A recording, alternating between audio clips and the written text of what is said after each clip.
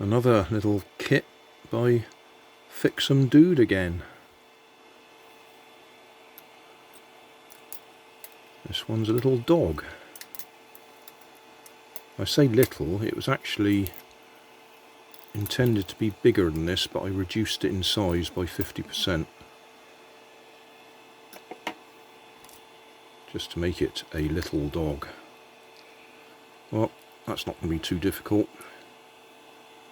Head goes there.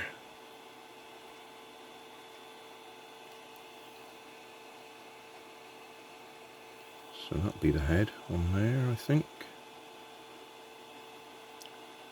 That bit goes up there.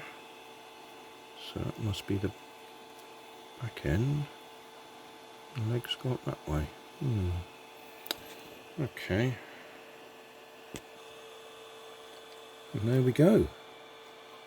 That was a little beauty, that one.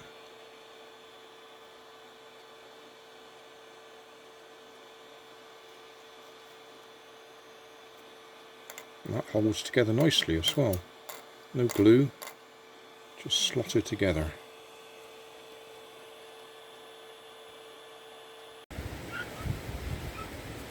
Thanks for watching.